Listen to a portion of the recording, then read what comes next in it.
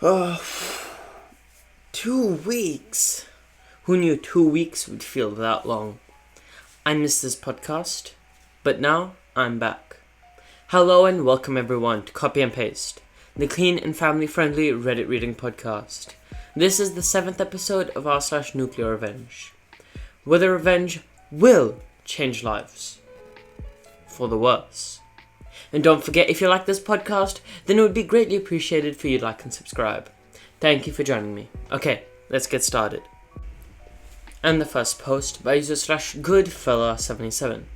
So this story happened a few years ago, back in 2016 when I was in my senior year of high school. I will start with some info about the victim of the story, or in better terms, the butthole that got what he deserved in the end. My dad has 3 siblings, all older than him, and all equally crappy human beings.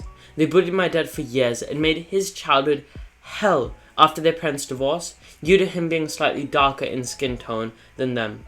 Grandma is white, grandpa is brown-skinned. They were abusive, racist craps, and the worst of them was my older uncle, which he was a big bully and a snob that saw himself better than anyone else. All the bullying and the bad treatment screwed up my dad mentally, so much that he became a raging alcoholic, which made my life a living hell as a result, till I moved out 2 years ago and caused me many traumas that I'm still dealing with till this day. Anyways, in my country, the most important year in your life is your last high school year. It ends with a nationwide exam that determines if you even can go to university or not, and the success rate in this exam is fairly low. Basically, if you fail, it's either you drop out and move to low-paying jobs that will never amount to anything due to our country's bad and declining economic state, or you just keep repeating till you get your degree and go to university that you don't even want to be in, but at least it's a safety net that you can get out of the country, hopefully, one day. Things did not go well for me due to family issues, and me having undiagnosed ADHD at the time. That was causing me a lot of academic problems at the time, without me knowing the cause, which in turn gave me some sort of depression. Goes without saying, that year ended up in me failing, and due to the importance of that exam, people saw it as a shame, and a kind of big letdown. Needless to say, due to the long introduction, my family never had a relationship with my uncles. Especially that they looked down on us, due to my father being an alcoholic, and us being dirt poor, which made them think less of us. Bear in mind, they stole all my dad inherited from his father, including a house and a piece of land that could have lifted us up to at least a mid-class level. Lo and behold, my big uncle, that I last saw him when I was 7, came to visit us 3 days after the failing of my diploma. I already did not like the guy after all the stories that I heard about him, and his visit felt weird, like he had no business being around us at all. And somehow, he came uninvited. My mum sat him down and started making the usual small talk, and then she called me, saying that he wanted to say hi. I went and had the conversation, went as follows. Uncle: "Oh, look how much you've grown up. It's been a while since I've seen you. You look just like your dad. The apple does not fall far from the tree. After all, even in terms of being a successful person, you're following his footsteps." Letting out the most loud and sarcastic, evil laugh ever. Me: "What do you mean by this?" Uncle: "Well, I heard you failed your high school. Guess this branch of the family is bound to be the loser side." Me: "I guess you better shut your mouth and screw off. No one wants you here anyways." Uncle: "Guess your mum did not raise you well. What did I expect from hood rats like you?" After that, things devolved into a shouting match, and he left. After what happened, I was mad for a while, and I couldn't forget the humiliation. And I decided that one day, I will exact some revenge, and I started plotting. I did some digging, till I discovered that all his business and assets are in his wife's name, and he basically owns nothing due to him committing tax fraud and ripping off his former business associate out of a lot of money before declaring bankruptcy and transferring the money and everything he owns to his wife to evade taxes. I came into contact with former employees that agreed to testify if this crap ever came to court, due to him being a crappy human, being all over, and treating them like absolute trash while they worked for him.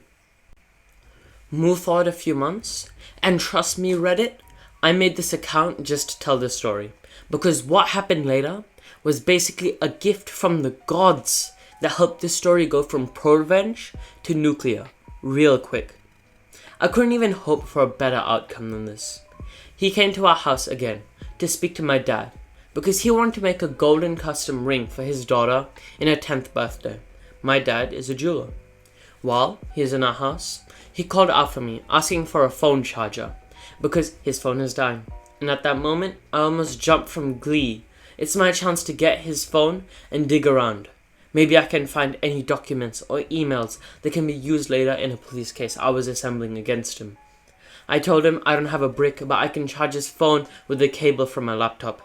Him not knowing any better, like the boomer he is, he gave me the phone without batting an eye. His phone had a passcode, and asking for it was too suspicious, so my plan to check his email went down the drain. But I still removed his SD card, put it in my laptop, and copied all his files, charged his phone, and gave it back to him. He eventually left, and boom, locked my room, and started to check all the files. I found nothing at all, but as soon as I was giving up, I found a well-hidden file with few videos on it. Then I struck gold.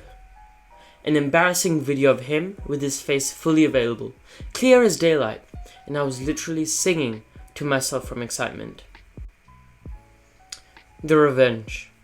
For a few weeks, I made a Facebook account, made it look like it's his girlfriend's account, made a bunch of other accounts that look like friends and family, commenting and interacting with her. After that, I added his wife and texted her saying that I am her husband's girlfriend.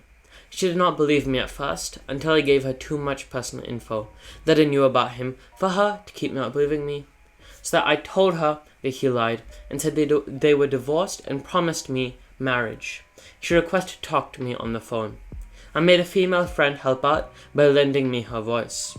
She was destroyed and I sent her the embarrassing video. After that, she filed for divorce immediately and sued him, which lost him custody and visitation rights for his girls. She took everything from him, even the house and all his money and assets, that they were on her name. Overnight, he became homeless with 0 pennies to his name. But that was not enough for me. I met up with his former business partner through a former employee, who especially hated my uncle's guts, and told him everything, and that the employees are willing to testify against him in court, and he agreed to filing a lawsuit.